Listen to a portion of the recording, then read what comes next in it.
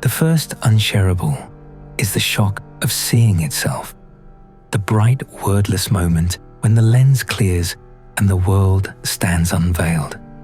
You might try to name it, yet the syllables feel like pebbles in the mouth. You say, it's like water, it's like light through a veil, it's like waking in the middle of the day to find you've been awake the whole time, and your listener hears only like. Their eyes remain dry, and you cannot wet them with description. When you insist, you carve an unintended shoreline, awake here, unawake there, and the river of belonging is immediately fractured. You mean to invite, but a subtle boast rises on the air, and the veil drops back into place. This is not because you are proud. It is because experience will not pass through speech like a coin through a slot. It asks for a body, a breath, a wordless nod that happens only when the listener is thirsty enough to kneel. Keep company with your seeing instead. Let it rinse how you move, how you set a cup on the table, how you answer a question. Let the dawn on your face be how you speak, and notice how those who are ready turn toward that warmth without you beckoning. Presence is the shore where words come to drink and then walk home filled.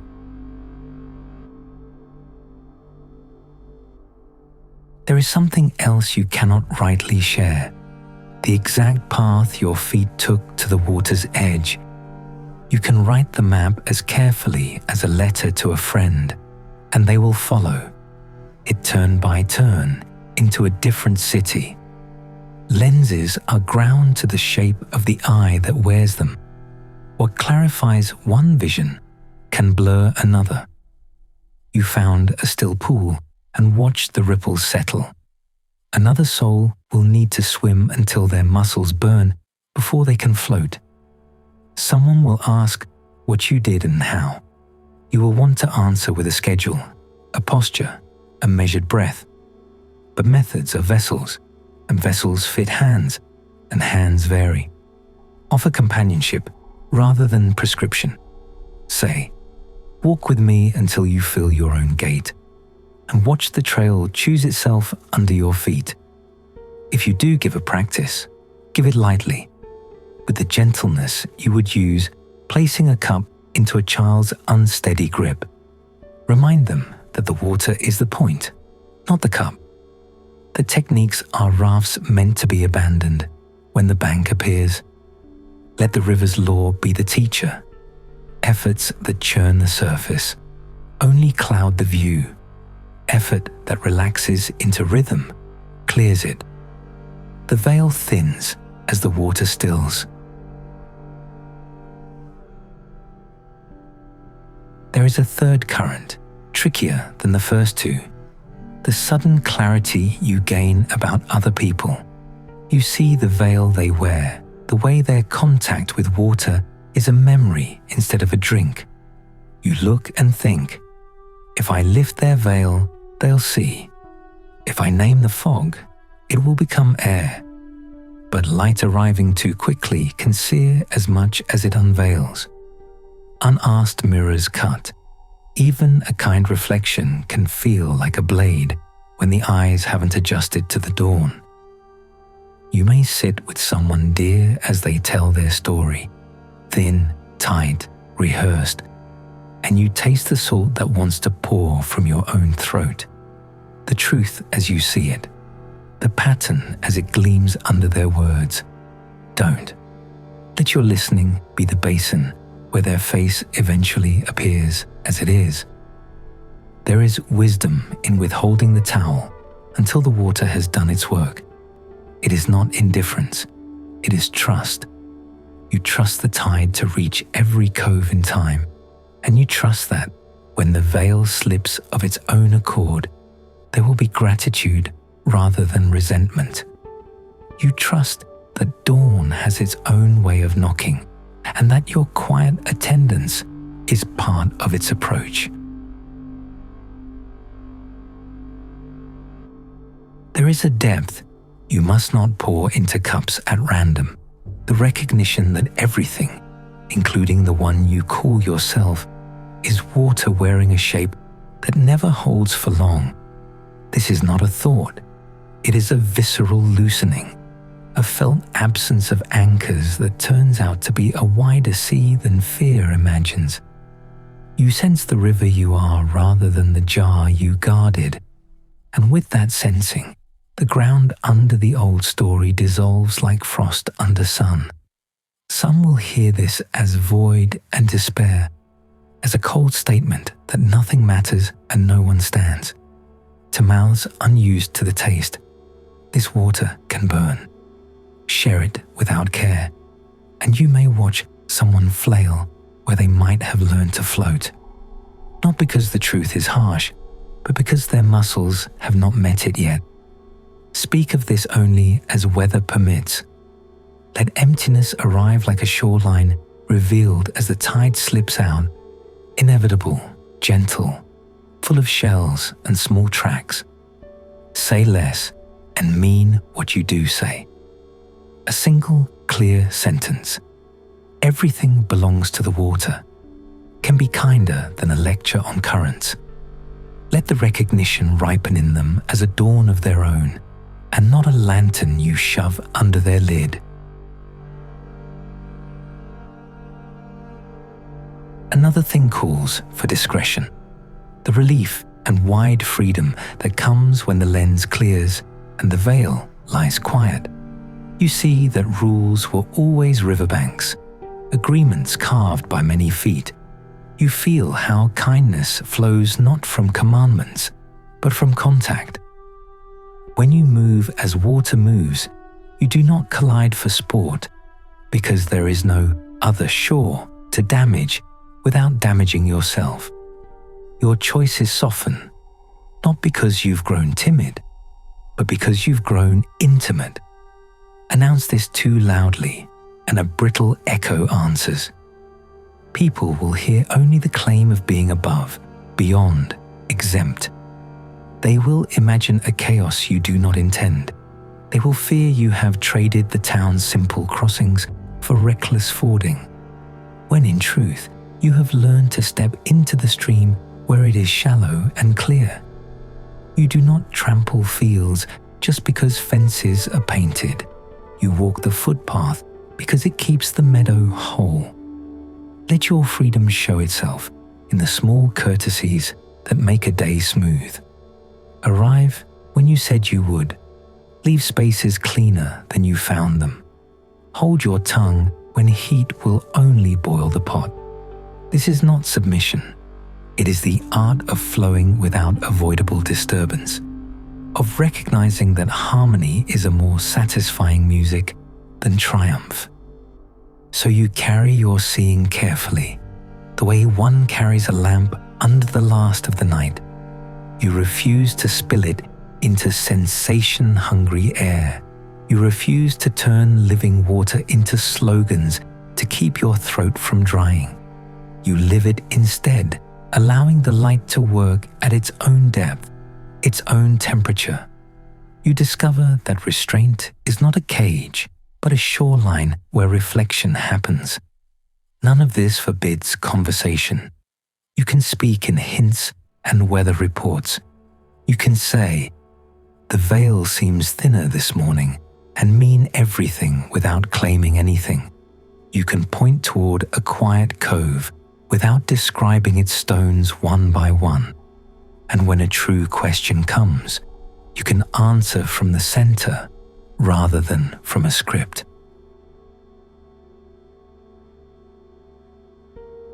A true question has the humility of thirst. You can feel it. The shoulders soften, the eyes moisten, the tone loses its grip. You can answer that question with a story of your own slowness, your own wandering beside the river while believing yourself lost. You can answer it with a gesture, a pause, a shared looking out the window at the first blue of the day. You can answer it by not hurrying the silence. You will be tempted to make a home in explanations, The mind loves to label the dawn and inventory the river. But this seeing did not arrive as an idea, and it will not stay as one. Whenever you catch yourself holding it up like a lens for praise, lower your hand and breathe. Let the light touch both sides of your face the same.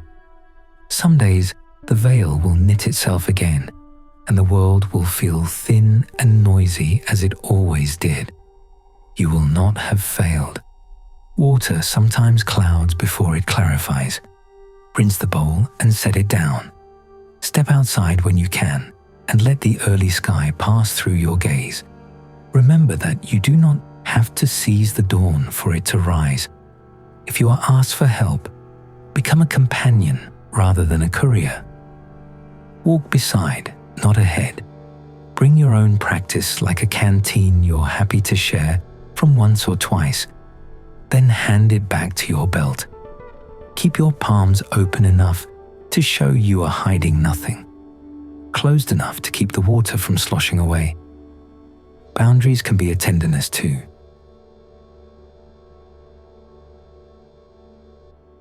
And if someone insists you diagnose their life, feel the sting of the urge and then lay it in the river. You are not their lens, you are their neighbor. Offer a listening that is deep as a well and as unhurried. Let them look in and see themselves shimmering there. If tears come, let them be part of the water's labor. When the conversation turns towards meaning and the old anchors bow to the immensity without false dramatics, you can say, "Sometimes I sense no edge to anything, and it is both frightening and kind." Trust the human heart to recognize itself in that sentence if it can. Trust time to do what you cannot. Trust the day. In the rooms where rules are collected and recited, keep your seat and keep your spine soft. You need not announce the river to move like it. If you must choose what causes the least turbulence for the most life. The secret is not austerity, it is attunement. The freest water still honors the curve of its bank. No one can outlaw the dawn. No one can force it either. Your task is not to drag the sun into the sky, but to be at your window when the dark loosens. Your task is not to teach the river a course, but to walk with it, to cup it when asked, to leave it be when not. Your task is to stop confusing speech with sight. If this sounds like restraint, it is the restraint of pouring slowly.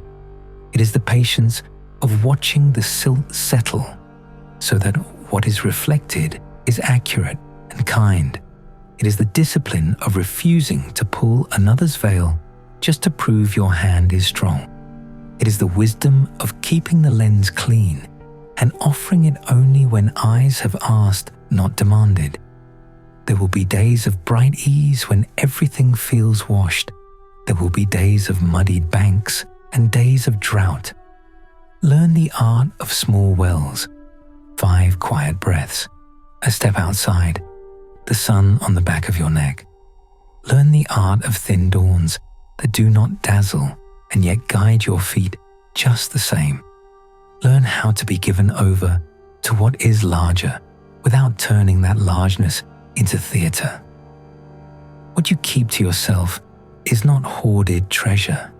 It is seed under soil, water underground, a hidden spring that feeds the roots. The world feels noisy and thin because so much is shouted before it is lived. Let your life be thicker than your sentences. Let the lens you carry polish every ordinary act. You can still laugh. You can still make soup and wash bowls and be late sometimes and apologize. Waking does not make you float above the town. It seats you in the heart of it, a place where the river runs beneath the streets and the dawn keeps arriving on schedule nobody wrote. The veil does not have to be torn for the day to be beautiful. It only has to lift a little. And sometimes you are the one who loosens it by not tugging. Walk gently with what cannot be shared. Guard it the way you would guard a candle in a draught. Then let that candle light your face so others can see their way without knowing why the room is warmer. If they ask, bring them to the window and stand there with them. Let the quiet do most of the work. The rest is simple. Drink when you are thirsty. Rest when you are tired. Speak when your words feel as fresh as water from the source. Look through the lens when your vision blurs and keep it clean. Let the veil lift in its time and be grateful when you can feel the thinness of it. And when you forget all this, begin again at dawn. The horizon is not keeping score. The river is already carrying you. Step back into the current with your hands unclenched. Remember that keeping the deepest things unspoken is not a withholding, but a blessing. Like rain that sinks quietly into roots and does not parade itself on leaves. Close now with me, not in secrecy, but in reverence for what words cannot ferry. You are the jar learning it was water. You are the eye learning it was lens. You are the night learning it was dawn in disguise. Hold what must be held, not as a miser, but as a midwife who knows the timing of breath. Keep your counsel until counsel is asked. Keep your seeing until sight is welcomed. Let your life be the teaching that requires no chalk, the shore where even strangers rest. And when morning comes, which it does, and often without announcement, open the window, touch the glass, and feel the veil thin between you and everything.